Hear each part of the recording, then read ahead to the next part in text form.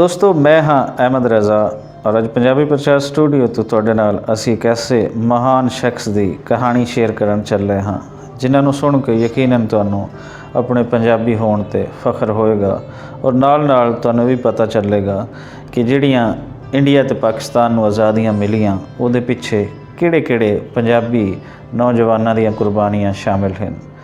मेरी मुराद है सरदार करतार सिंह सराभा। सरदार करतार सिंह सराभा बहुत वड्डे फ्रीडम फाइटर ते लीडर सन जिन्होंने भगत सिंह साहब भी अपना गुरु मनते हैं।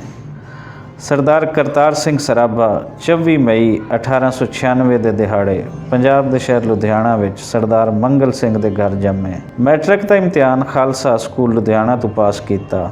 माली लिहाज नाल तगड़े सन, इस वास्ते मैट्रिक पास करन तो बाद इंजीनियर बनने वास्ते अमरीका चले गए। आज़ादी वास्ते कोशिश शुरू करन लई 17 साल की उम्र विच गदर पार्टी में शामिल हो गए। गदर पार्टी वालों हफ्तावार मुख्तलिफ ज़बानां विच अखबार जारी किया जाता सी। करतार सिंह ने पंजाबी ते उर्दू विच अखबार छापना शुरू कर दिता। गुरमुखी पंजाबी लई टाइपिंग मशीन हैगी सी पर उर्दू लिखण वास्ते मशीन कोई नहीं सी। करतार सिंह हथ नाल उर्दू अखबार लिखदे ते ओहदियां कापियां बनाते सन, फिर लोकां नूं वंड के भी आंदे। सराभा ने पढ़ाई छड्ड दित्ती ते अपनी जिंदगी देश सेवा वास्ते वक्फ कर दित्ती। उन्हां दा शुमार गदर पार्टी दे खास मैंबरां विच होण लग पिया। 1914 विच गदर पार्टी ने हिंदुस्तान विच बगावत कराउण दा मनसूबा बनाया क्योंकि उन्हां दिनां विच जंग अजीम शुरू होण दे इम्कान सन। गदर पार्टी के सदर बाबा सोहन सिंह ने सराभा नूं हथियारां दा इंतजाम करन दा आख्या।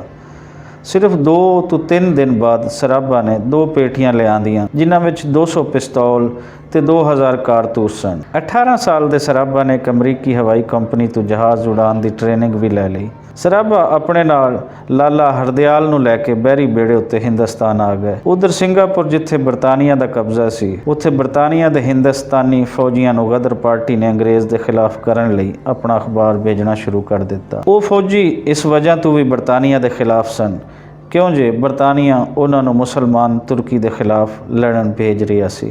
15 फरवरी के दिन सिंगापुर विच फौजियां ने बगावत शुरू कर दी।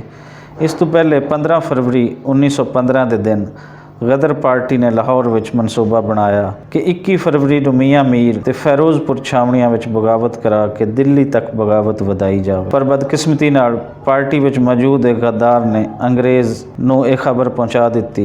बगावत होने तो पहला ही अंग्रेज़ ने गदर के लीडरां नूं सराभा समेत गिरफ्तार कर लिया। 16 नवंबर 1915 के दिन पंजाब का महान सपुत्र करतार सिंह सराभा 19 साल की उम्र विच सूली ते चढ़ के हमेशा लिए अमर हो गया। दोस्तों ये सी सरदार करतार सिंह सराभा की कहानी और इस खोज लई असी निक्के वीर हामिद अली दे दिली शुक्रगुजार हाँ।